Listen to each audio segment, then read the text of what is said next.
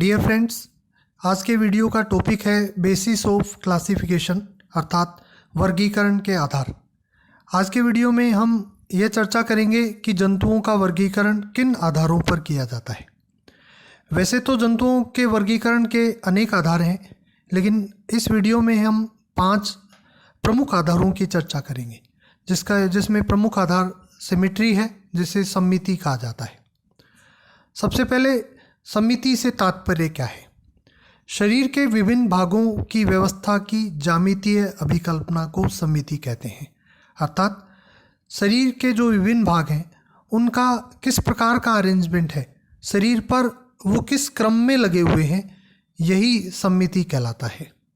अर्थात geometrical arrangement of different parts of the body is called as symmetry. अब ये सममिति या सिमेट्री जो है वो 3 प्रकार की होती है। पहला प्रकार एसिमेट्री होता है, जिसे असममित कहा जाता है। दूसरा प्रकार रेडियल सिमेट्री होता है, जिसे अरीय सममिति कहते हैं। और तीसरा प्रकार बाइलेटरल सिमेट्री होता है, जिसे द्विपार्श्व सममिति कहते हैं। जिन जंतुओं में ये एसिमेट्री मिलती है उन्हें एसिमेट्रिकल अर्थात असममितीय जंतु कहते हैं। जिनमें अरीय सममिति या रेडियल सिमेट्री मिलती है उन्हें रेडियली सिमेट्रिकल अर्थात अरीय सममिति वाले जंतु कहते हैं। और जिन जंतुओं में द्विपार्श्व सममिति मिलती है उन्हें बाइलेटरल सिमेट्रिकल अर्थात द्विपार्श्व सममितीय जंतु कहते हैं। अब हम बात करते हैं ये एसिमेट्री क्या होती है। इसको हम एक उदाहरण अमीबा से समझ सकते हैं। अमीबा के चित्र को दिखाया गया है। इसको यदि हम किसी भी एक्सिस से काटें, चाहे इस एक्सिस से काटें, चाहे हम इसे इस एक्सिस से काटें, और चाहे हम इसे इस एक्सिस से काटें, किसी भी एक्सिस से काटने पर जंतु 2 समान भागों में नहीं बंटता है। इस प्रकार के अंगों की व्यवस्था रखने वाले जो जंतु हैं वो असममितीय कहलाते हैं, एसिमेट्रिकल कहलाते हैं। और ऐसी सममिति एसिमेट्री या असममिति कहलाती है। दूसरे प्रकार की जो सिमेट्री है, जिसे हम रेडियल सिमेट्री या अरीय सममिति कह रहे हैं, इसे इस प्रकार के जो इकाइनोडर्मेटा के जंतु हैं, जैसे स्टारफिश और कुछ गोलाकार आकृति रखने वाले जो जंतु हैं, उनमें ये मिलती है। इसमें एक से अधिक अक्षों से जंतु को यदि काटा जाए तो जंतु जो है वो समान भागों में बंट सकता है। या हम कह सकते हैं any line passing through the centre will divide the body into 2 similar halves. यानी मध्य से गुजरने वाली एक से अधिक अक्षों से काटने पर जंतु जो है वो 2 भागों में बंट सकता है। स्टारफिश के उदाहरण से हम इसे समझ सकते हैं। इस प्रकार की सममिति जो है अरीय सममिति कहलाती है, और ऐसे जंतु अरीय सममिति वाले जंतु कहलाते हैं, रेडियली सिमेट्रिकल एनिमल्स कहलाते हैं। तीसरे प्रकार की जो सममिति है वो द्विपार्श्व सममिति होती है। इसे हम मनुष्य के उदाहरण से समझ सकते हैं। The body can be divided into 2 similar halves only through 1 plane. अर्थात केवल एक प्लेन जो कि मध्य अक्ष से गुजरता हो, उसी से ही काटने पर केवल और केवल एक प्लेन जो कि मध्य अक्ष से गुजर रहा है, उससे जंतु को 2 समान भागों में बांटा जा सकता है। इस प्रकार की सममिति बाइलेटरल सममिति या द्विपार्श्व सममिति कहलाती है। और ऐसे जंतु बाइलेटरल सिमेट्रिकल अर्थात द्विपार्श्व सममितीय जंतु कहलाते हैं। वर्गीकरण का अगला आधार जो है वो देह गुहा है, जिसे सिलोम कहा जाता है। अब हम सिलोम किसे कहें? ये एक जंतु का अनुप्रस्थ काट दर्शाया है भ्रूणीय अवस्था का, जिसमें सबसे बाहर एक्टोडर्म होती है, जिसे नीले रंग से दर्शाया है। मध्य में मेसोडर्म, जिसे लाल रंग से दर्शाया गया है। और सबसे अंदर की तरफ एंडोडर्म होती है, जिसे पीले रंग से दर्शाया गया है। इनके बीच में एक स्थान ऐसा भी है सफ़ेद रंग का, जो कि खाली है। इसे ही हम सिलोम कहते हैं या देह गुहा इसे कहते हैं। तो हम देह गुहा को अगर परिभाषित करें तो इस प्रकार से कर सकते हैं ये एक्टोडर्म वाला जो पार्ट है ये बॉडी वॉल, और मध्य में इसके डाइजेस्टिव कैविटी या एलिमेंट्री कैनाल है। तो देहभित्ति व आहार नाल के मध्य उपस्थित स्थान जो मीजोडर्म से आस्तरित हो क्या कहलाता है? देहगुहा कहलाता है। तो ये बॉडी वॉल, ये आहार नाल, इनके बीच का स्थान सफ़ेद, जो कर्सर मेरा जहाँ चल रहा है उसे आप देख सकते हैं, ये मध्य का जो स्थान है सफ़ेद, ये देहगुहा कहलाता है। और आप देख रहे हैं इसके दोनों तरफ ये रेड कलर है, अंदर की तरफ भी ये रेड है और इधर बाहर की तरफ भी रेड है, जो कि मीजोडर्म को प्रदर्शित कर रहा है।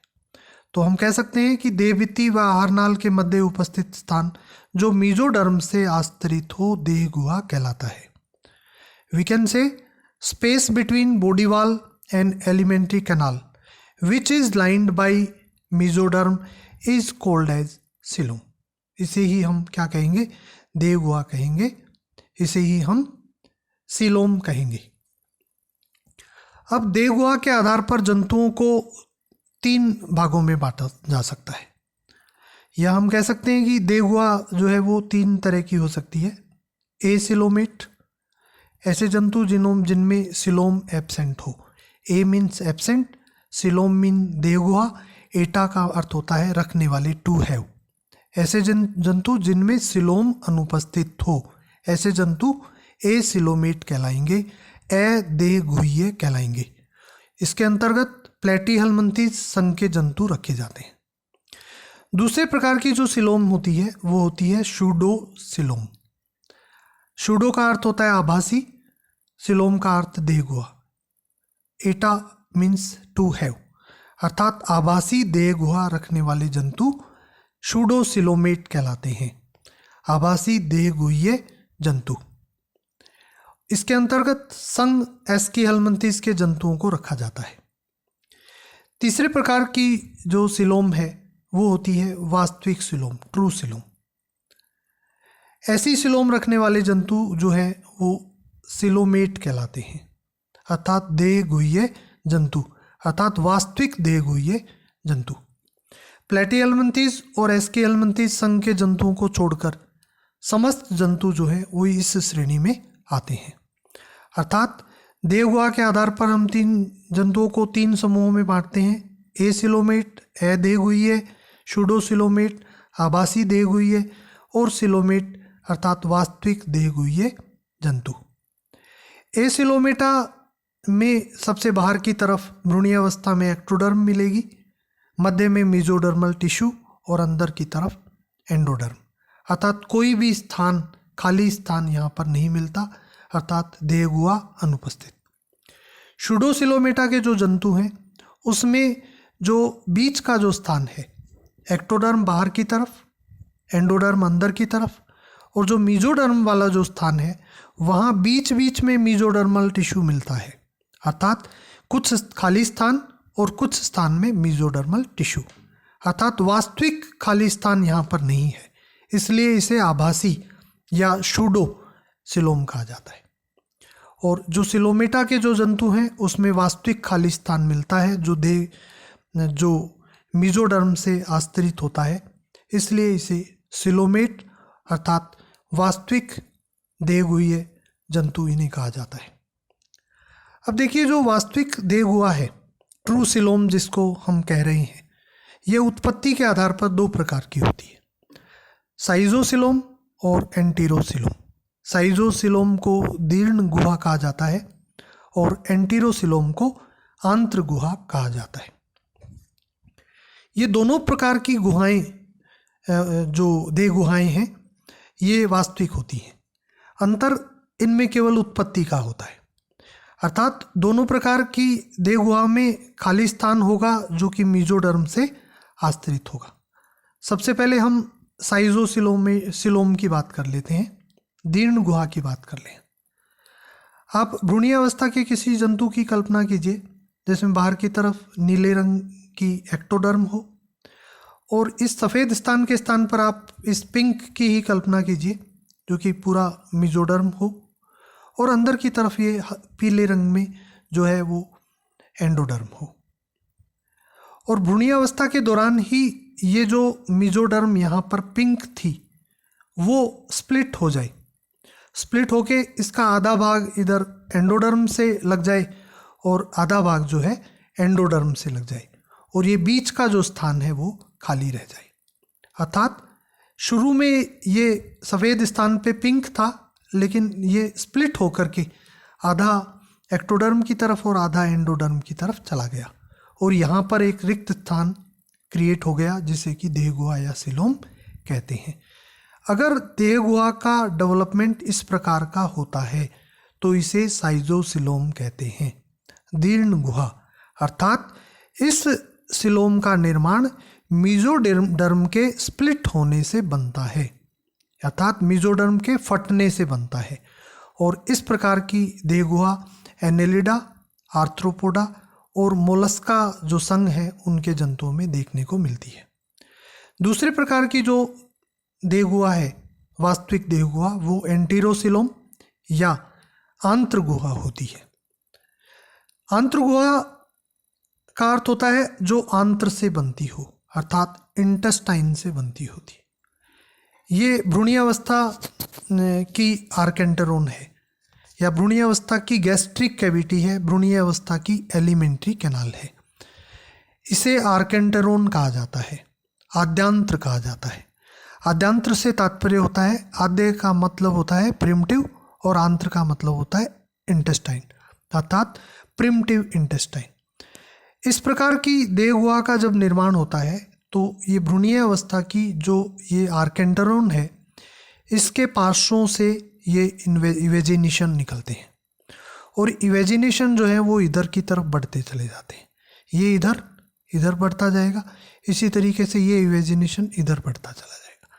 जब ये इवेजिनेशन दोनों तरफ बढ़ते चले जाते हैं तो बीच का जो ये जहाँ पर ये दोनों इवेजिनेशन मिलते हैं इधर और इधर, तो ये बीच का जो स्थान है ये फ्यूज हो जाता है और आपस में मिल जाता है, और इनके बीच में ये जो स्थान है जो हल्के गुलाबी रंग से यहाँ पर प्रदर्शित किया गया है, ये खाली स्थान यहाँ पर रह जाता है, जिसे एंटीरोसिलोम या आंत्र गुहा कहते हैं। क्योंकि इसका निर्माण भ्रूणीयावस्था की एंटेरोन से होता है या आर्केंडेरोन से होता है, आंत्र से होता है, इसलिए इस प्रकार की देह गुहा को, सिलोम को एंटीरोसिलोम या आंत्र गुहा कहते हैं। सो वी कैन से आर्केंटेरोन के पार्श्वों से इवेजिनेशन के द्वारा उत्पन्न एंटीरोसिलिक पाउच के द्वारा ये एंटीरोसिलोम बनती है, और इकाइनोडर्मेटा, हेमिकोर्डेटा और कोर्डेटा के जंतुओं में इस प्रकार की जो सिलोम है वो देखने को मिलती है। वर्गीकरण का चौथा आधार जो है वो एम्ब्रियोजेनी है, अर्थात भ्रूणीय परिवर्धन। भ्रूणीय परिवर्धन से तात्पर्य होता है कि किस प्रकार से जाइगोट से लेकर के वयस्क जंतु का निर्माण होता है। जब जाइगोट से वयस्क जंतु का निर्माण होता है तो बीच में ब्लास्टूला, गैस्ट्रूला, न्यूरूला अवस्थाएं बनती हैं और अंत में वयस्क जंतु का निर्माण होता है। इस भ्रूणीय परिवर्धन के समय एक ब्लास्टोपोर नाम का एक रंध्र बनता है जिसे कोरक रंध्र कहते हैं। ये ब्लास्टोपोर आगे चल कर के वयस्क जंतु में किस भाग का निर्माण करेगा, इसके आधार पर जंतुओं को दो भागों में बांटा जाता है, प्रोटोस्टोमिया और ड्यूटेरोस्टोमिया। अगर ब्लास्टोपोर से वयस्क जंतु का माउथ बनता है, मुख बनता है, तो ऐसे जंतु प्रोटोस्टोमिया कहे जाते हैं, और यदि भ्रूणीयावस्था के ब्लास्टोपोर से एनस बनता है तो ऐसे जंतु ड्यूटेरोस्टोमिया में रखे जाते हैं। इसी बात को हम इस प्रकार से भी कह सकते हैं, जो द्विपार्श्व सम्मित जो जंतु हैं उनमें ब्लास्टोपोर के भविष्य के आधार पर हम उन्हें दो भागों में विभाजित कर सकते हैं या क्लासिफाई कर सकते हैं, वर्गीकृत कर सकते हैं, प्रोटोस्टोमिया और ड्यूटेरोस्टोमिया। जैसा आप लोगों ने पीछे देखा, प्रोटोस्टोमिया अगर भ्रूणीयावस्था में ब्लास्टोपोर से माउथ का निर्माण हो गया वयस्क का तो इसे प्रोटोस्टोमिया कहेंगे, और ब्लास्टोपोर से वयस्क के एनस का निर्माण होता है तो इसे ड्यूटेरोस्टोमिया कहेंगे। प्रोटोस्टोमिया के अंतर्गत प्लेटीहेल्मिन्थिस, एस्कीहेल्मिन्थिस और AAM अर्थात एनेलिडा, आर्थ्रोपोडा और मोलस्का के जंतु जो हैं वो प्रोटोस्टोमिया के अंतर्गत रखे जाते हैं। और इकाइनोडर्मेटा, हेमिकोर्डेटा और कोर्डेटा के जो जंतु हैं उन्हें हम ड्यूटेरोस्टोमिया के अंतर्गत वर्गीकृत करते हैं। वर्गीकरण का चौथा आधार खंडीभवन होता है, सेगमेंटेशन।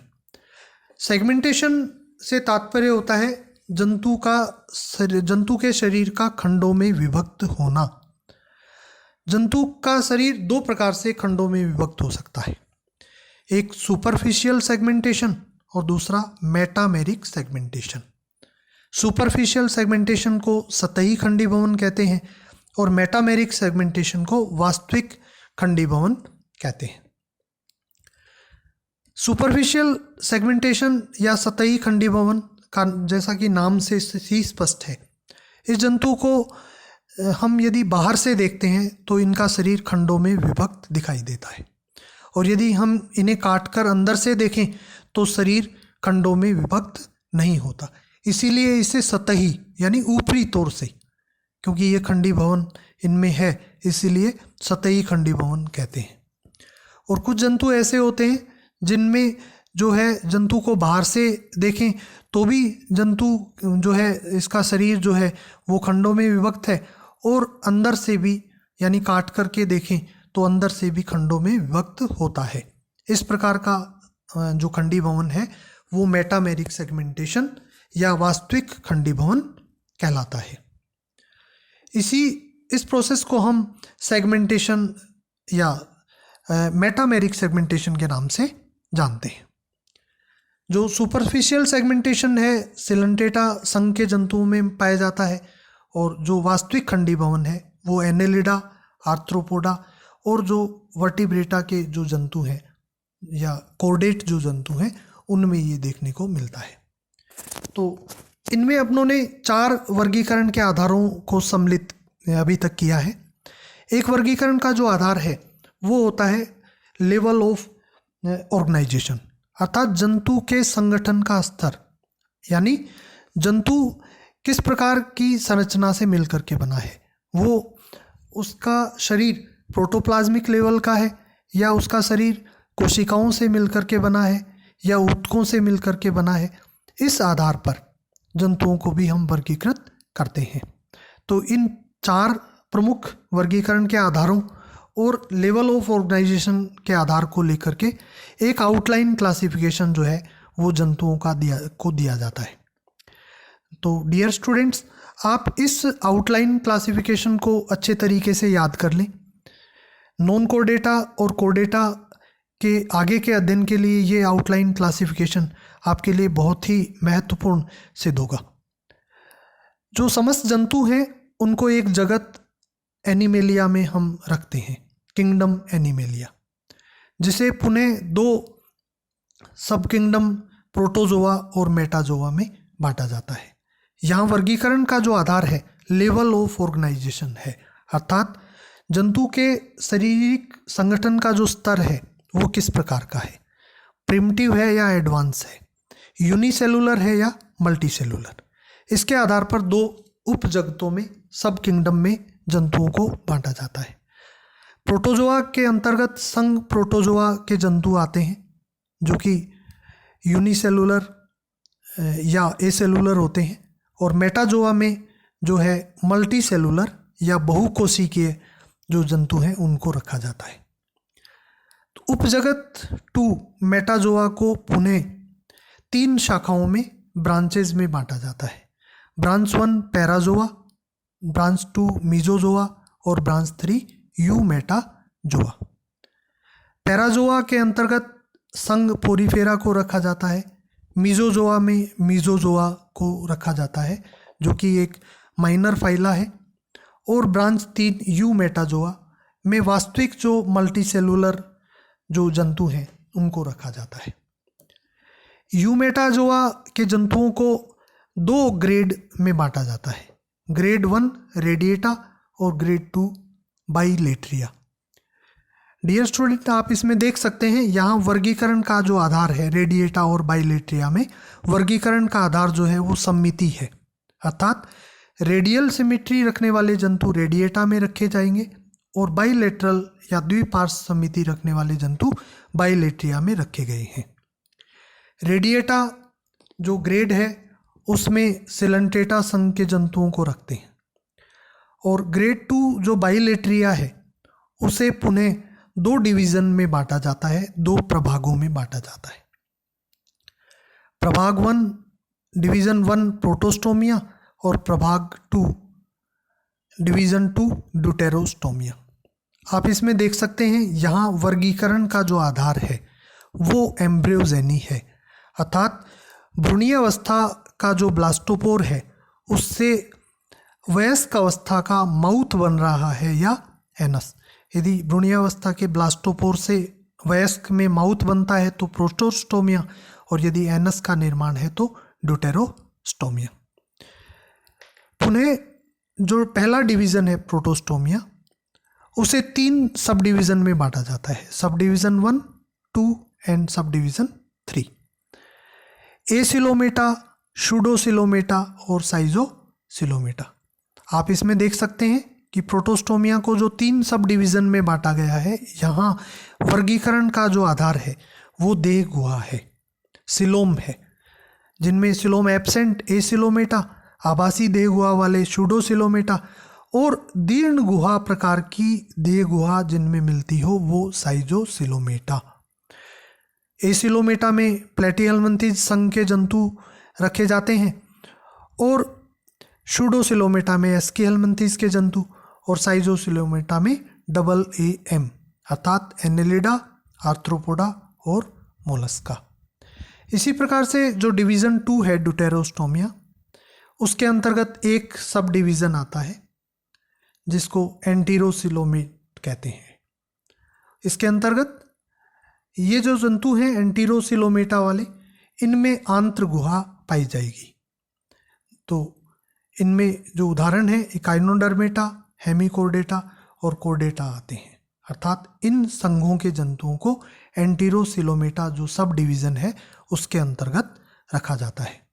तो डियर फ्रेंड्स, आप ये आउटलाइन क्लासिफिकेशन जो है भविष्य के अध्ययन के लिए ज़रूर से याद कर लें।